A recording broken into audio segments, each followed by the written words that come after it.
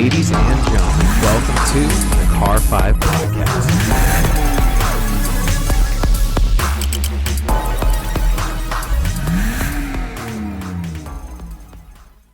What's going on, everybody? Thank you so much for joining me today for episode number 141 of the Car 5 Podcast.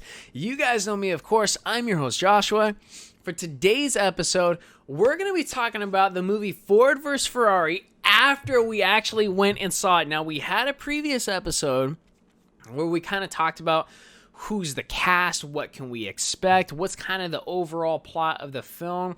Didn't want to spoil anything for anybody, but we've gone and we've watched the movie. So now, as this title says, this is Ford vs. Ferrari, the movie, after we've watched it. So there is going to be spoilers ahead. If you have not seen the movie, stop. Don't watch the rest of this video. I don't want to ruin anything for you, but spoilers will be ahead. We're legitimately going to talk about certain points in the movie, certain characters, certain plot points.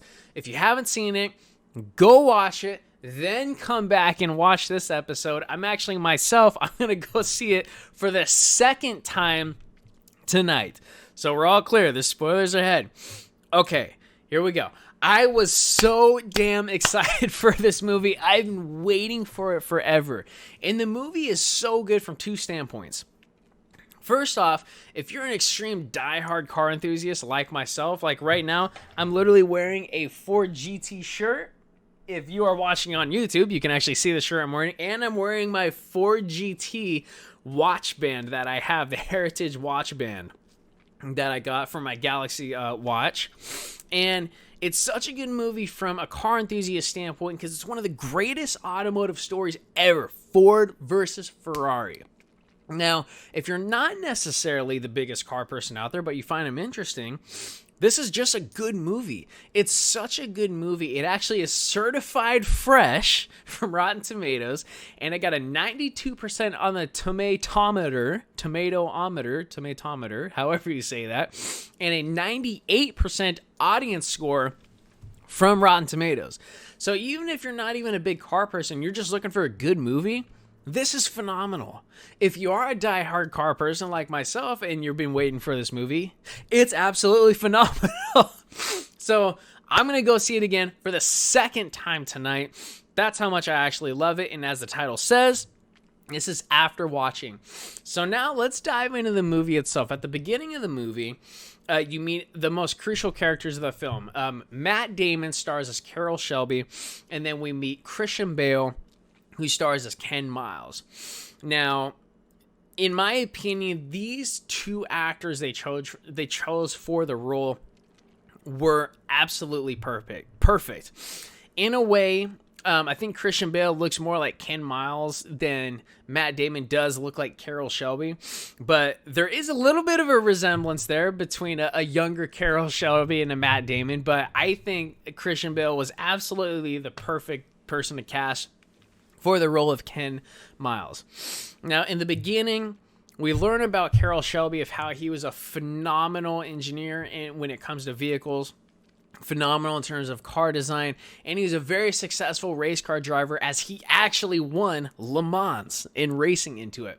We then learn how he did develop a heart defect. I'm not going to go into details, even though this is after watching the movie. I don't want to spoil everything for everybody, but you learn more about Carroll Shelby in his past and where he comes to, well, in this movie, modern times, when he's more building cars and selling cars. We then learn about Ken Miles. So we don't go too deep in his past as we do Carroll Shelby, but you learn that he's a phenomenal, again, engineer and mechanic when it comes to vehicles, building vehicles, fixing vehicles, tuning vehicles, and he is hands down one of the best racing drivers ever that the world has ever seen.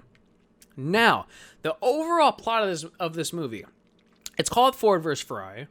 It's got two of the biggest names in the automotive world ever, Carroll Shelby and Ken Miles. So what is it about?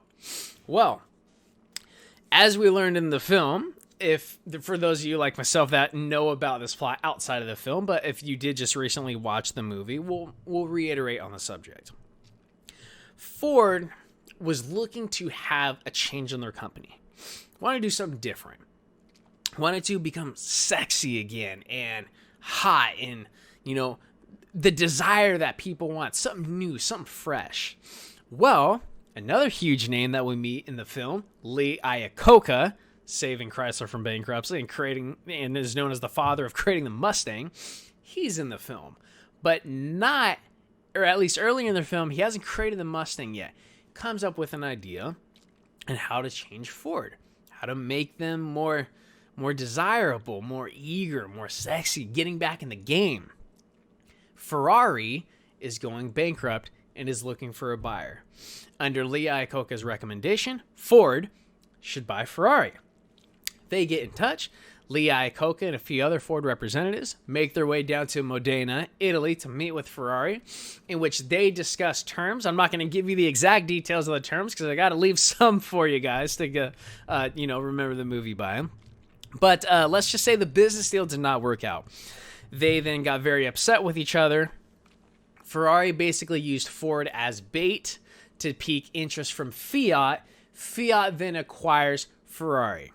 You now have two extremely massive egos, Enzo Ferrari and Henry Ford II, who clearly are at battle with each other. That whole business deal upset Henry Ford so much.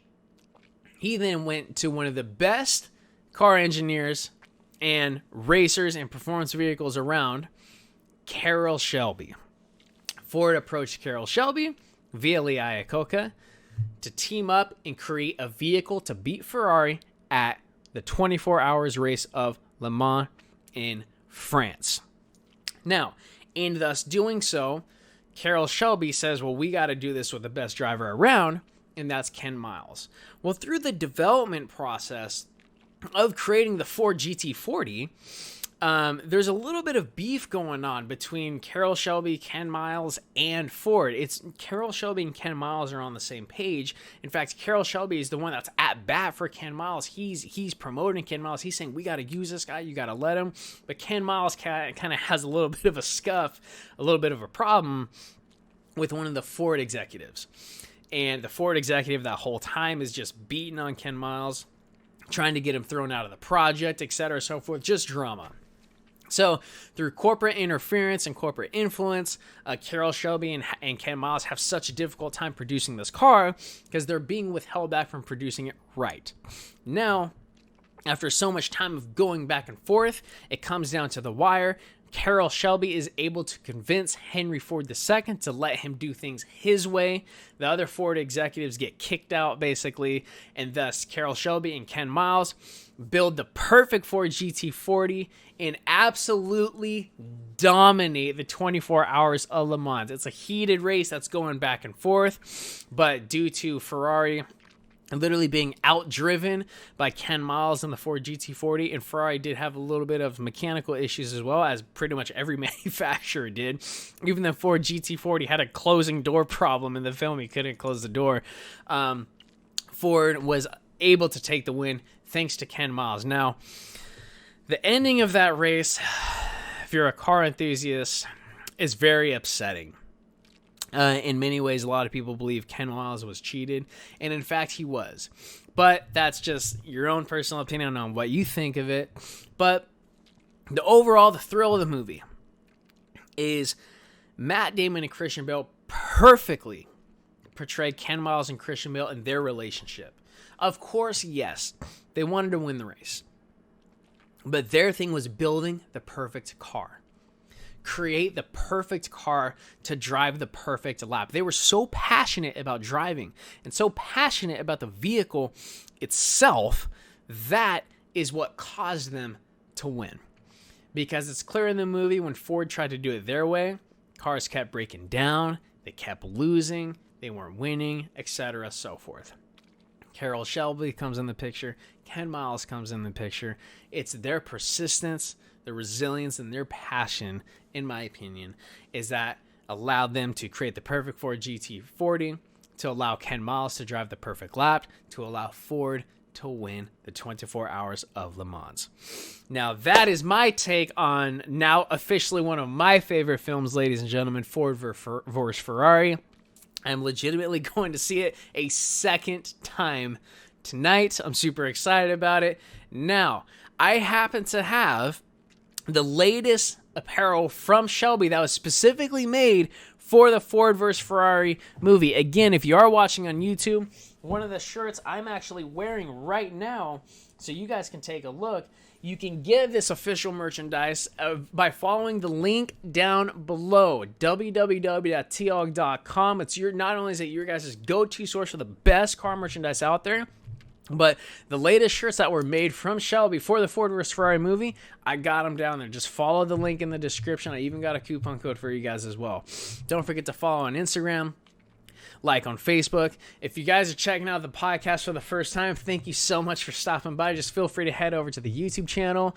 And then once you guys get there, if you see what you like, hit that subscribe button. If you don't mind, leave a like on this video as well. You know, if you ever need anything from me, just shoot me an email. info@car5podcast.com. Don't forget to tune into the next episode, number 142 of the Car 5 podcast. We're going to be talking about the Mercedes-Benz GLS 600 Maybach, or should I say Mercedes Maybach GLS 600. Thank you so much, everyone, for tuning in. Please remember to drive safe and have a fantastic evening. Thank you.